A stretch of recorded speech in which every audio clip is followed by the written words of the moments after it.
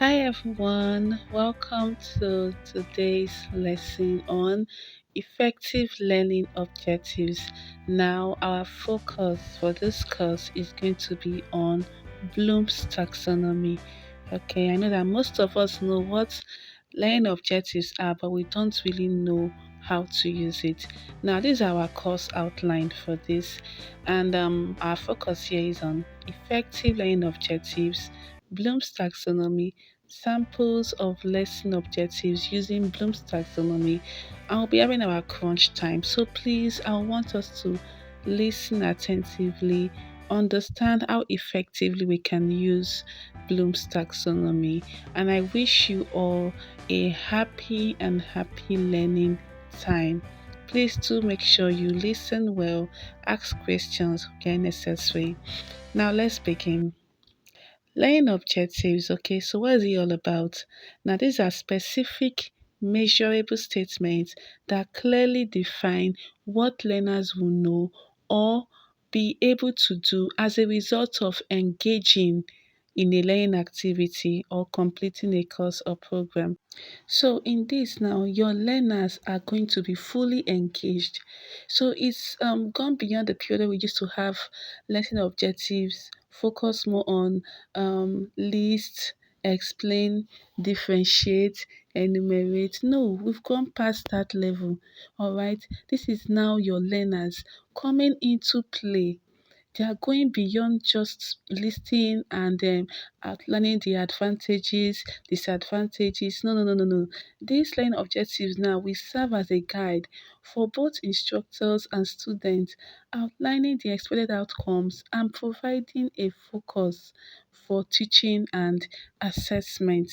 Okay, now one thing we should know is this: we are going to be using if you are heard about smart objectives, all right. So we are somehow bringing it into our line objectives. Now your objectives must be specific, clearly defined. Okay, it must be what measurable. All right, the outcome can be assessed and observed. Your children are supposed to be able to assess what you're teaching them and also observe. Then it should also be achievable. Is it realistic based on the time given? If you're saying that you are going to be teaching this particular course for 2 periods, can you cover it in 2 periods? There are actually some lessons that cannot be covered in 2 periods, but because you're in a hurry to complete your scheme for the term, you just rush everything through. It's not supposed to be so. All right. Do you also have resources available? You go ahead asking your scholars to go get things that is not available. And they end up stealing or moving from class to class and disrupting other people's lessons. So you have to be really intentional about whatever you're doing. Then how relevant are your activities? Do your activities align with the curriculum? Does it align with what you're doing? You're just making noise, carrying students here and there, doing things that does not really align with the curriculum or with what you're supposed to do. All right. Then looking at time bound. All right. Include a time frame for achieving your objectives. If you're going to, like I said before, if you're going to be using 2 periods or three, include it. Don't say it's 2 periods. At the end of the day, you end up using 2 weeks or even 3 weeks to cover up. All right. So as a teacher, you need to be really intentional and be specific about everything that you're doing. Now, looking at lesson objectives, they are typically framed using action verbs that describes observable behaviors or skills. Now, we're looking at analyze, create, evaluate, demonstrate, describe. Now these verbs help to clearly communicate the expected performance and make it easy to assess whether the objectives has been met. Your children should be able to start analyzing things, start creating from what you have taught, start demonstrating, start describing. That is how standard is supposed to be, not just list, what have you. No, they should start creating things. Start analyzing, start judging, start critiquing. That is what your lesson objective is supposed to entail. All right? It should be clearly communicated to them. At the end of this lesson, we are going to analyze this, we are going to create, we are going to compare and contrast, we are going to use a Venn diagram to make some analysis, we are going to draw up some plans, we are going to, discuss so many things you can do with your children using these verbs under your learning objectives. Now, let's look at Bloom's taxonomy, okay? Now, this is a framework categorizing educational goals. They were loaded by Benjamin Blue. At least we should even know who actually purported this Bloom's taxonomy. Okay, so Benjamin Bloom and his colleagues in 1950s actually brought about this. Now, this taxonomy is actually divided in three domains, which include the cognitive, affective, and psychomotor. Now, under this cognitive domain, we are looking at so many things like remembering. At least your kid's supposed to remember. And you can use verbs like recall facts, basic concepts like define, list, memorize. Okay, that is under remembering. So they should be able to remember things, all right, based on what they must have been taught before. Now the next one is understanding. And I should be able to explain ideas and concepts. Oh, I understand this thing, I can explain it.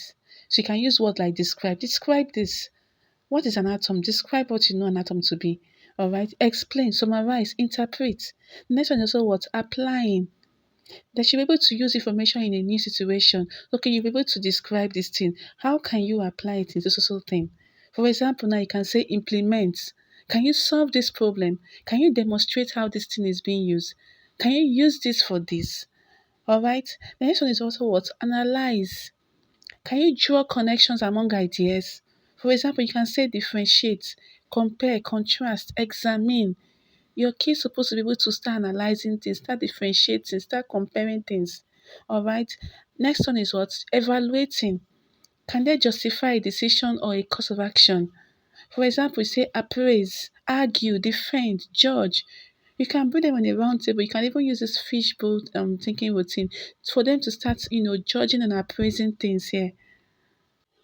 This is where sometimes debate even comes in. You can have a debate. Hackness method. Alright. Next one now is creating. Create a new product on a particular original work. Design, construct, develop, formulate. Alright. Now look at this particular chart here. This is Bloom's taxonomy that provides a structured way to think about the complexity of learning tasks. Just observe, study it. Look at from remembering to understand, apply, analyze, evaluate, and create. Your kids should be able to create. I haven't learnt about let me say what would I use now? Let me say transport. Can they create their own car? It doesn't really have to, use difficult. Just use things around you to do something. So this particular chart here, okay. If you want it, I can actually send it to you. Okay, these are what you can use to create your lesson objectives using this chart. Alright, this is actually a Bloom's taxonomy chart. So you can use any of these to create your objectives. Alright, so I actually have a sample here of lesson objectives using Bloom's taxonomy. Now, lesson note for week 2 ending 27th of September 2024. Now, this is not the full lesson note. I only focused on the objectives. All right. Now, the topic is cell. Subtopic is cell structure and function. Duration 40 minutes by 2 period. Now, my learning objective is this. As the lesson progresses, the scholars should be able to 1. Identify and label the main part of a cell. That is what remembering. Just take note of it. So in this case now you must have studied about cell before. So your kid is supposed to remember by looking out for the main parts of the labels. The next one is what? Explain the function of each cell part and how they contribute to the overall functioning of the cell. Understand. Now they've already remembered by identifying the labeling. They should be able to explain.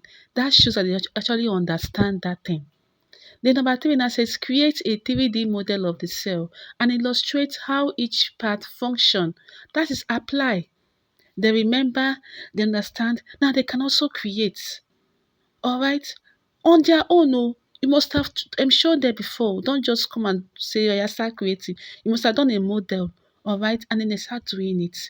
Then number four, compare and contrast the structures of plant and animal cell, highlighting at least three key differences.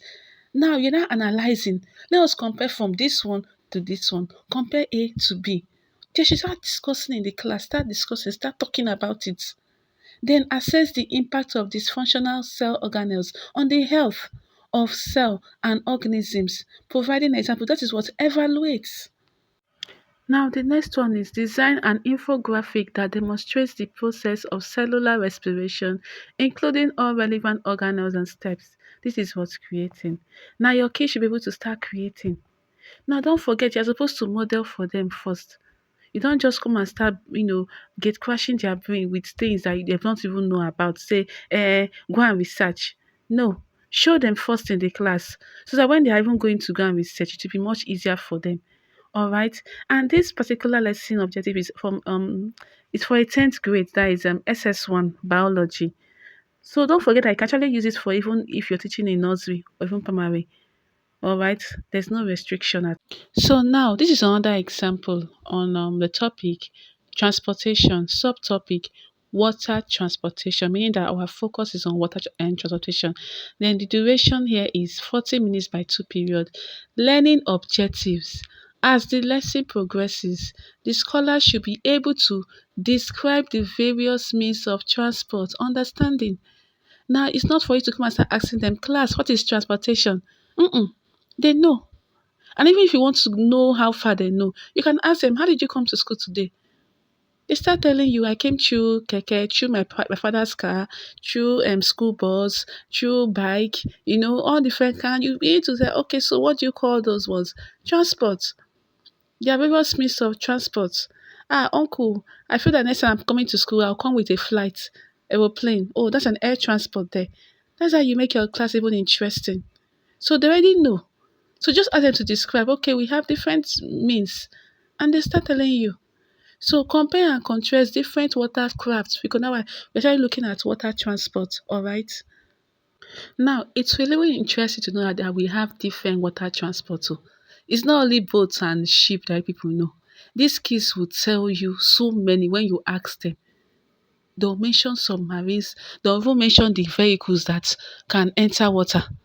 Perhaps you are going somewhere and you're supposed to, mostly if you're living in Lagos, that one of my uncles told me he had to get to the seashore and they had to use a boat to cross him over to where he's working. Now there are cars now that once you get there, just pl- um, click on the button and it will take you inside the water, bringing out his water instrument, and then it will take you out. Once you're out of there, and these kids will tell you they know. When you make your class interactive, there's some certain things that you don't even know that you learn from your children. So it shouldn't just be only teacher centered, it is teacher student centered. All right. So they will tell you different watercraft and you take notes. Then create a timeline of water transportation. What do we mean? From the beginning, how has it been like? From the use of canoe to ships, all right, to ferries, submarines, and other water. Even these water warships too. They'll tell you, okay? They'll tell you a whole lot. You can even bring up videos for them to watch. I remember when I was working on transportation with my children, I brought up videos, and the video was all about the transport system in the future, the kind of systems we'll be using right now, cars that fly in the air, hyperbole, even the kind of jets that can take you out of the earth into another country, into the earth back. You get there are a whole lot. Go to YouTube, you get videos. So your kids should be able to create a timeline from beginning to the present, and then also they can also project the future too. Now, number four now says critique on a means of water transport. Which one do you want to critique about? Is it submarine? Is it some kind of water transport that you feel we should talk about it? Are there issues relating to it? Just like cars, those self-driven cars. What are the disadvantages of those cars? What can be the challenge those cars can create? Okay, so ensure you work hand in hand with your children. Don't just make it yourself alone. You come, you talk, talk, talk, write on the board. Yeah, all of you copy notes. They are copying, you are writing. Who is not copying? They're just looking at you. Ensure you engage them, talk, give them tasks, group them in different groups, and you'll see how interesting your class will be. Now, also outline some instructional materials. You can use pictures, videos, real objects, cardboards, all right, even websites. Okay, you can get some websites from the internet. All right. Now, looking at this chart now on Blue's taxonomy, as an educator, you have to go beyond the use of knowledge, remembering, understanding, comprehension. Those ones are termed as low level. Go beyond that. Use high level like apply, analyze, evaluate, create. Bring up the best from these children. Bring it out. They have a lot they can offer. Our teaching strategies now should be going beyond just teaching, teaching, teaching. It should be interactive. These kids can tell you a whole lot. Give them tasks to do, give them homework. Now, this is a learning pyramid. All right, and I want us to understand this. When you teach, that is lecture, you only impact your children just with 5%. When you read, even asking them to read, only 10%. Audio visual, 20%. Demonstrate, you are showing them things, 30%. Then discussion, they are discussing, they are giving you feedback. That is 50% of comprehension, okay? Then when they're now practicalizing it, doing it with their hands among themselves, they're now learning, their learning level is now 75%. When they now teach others, oh my God, they've gone to 90%. You are teaching mathematics. Oh yeah, come out, come and solve this thing on the board. They will learn faster. Oh yeah, teach your mate. Oh yeah, explain this to them. They will learn faster. That is where you now see that from discussion down to teach others, you see that you're now making use of what? Kinesthetics for them. It will be very interesting to know that we have differentiated learning. These kids learn at different levels, different timing. All right. So you have to make sure that you cover it up. Visuals, activeness, it helps you enjoy your class. So I encourage teachers to what? Smart up and improve their teaching style. Leave that old traditional way of teaching and come and be that best teacher in delivering. Bring out the best from your children. Ensure you go deep into them and they bring out the best for you and you enjoy it. All right. This is one of the best ways to teach. Now let's attempt the following. This is our crunch time and I want us to try this out. Okay. So you're going to choose any subject of your choice, preferably your own area. Okay. Now select any topic you want to write on. Then write a comprehensive lesson objective using Bloom's taxonomy.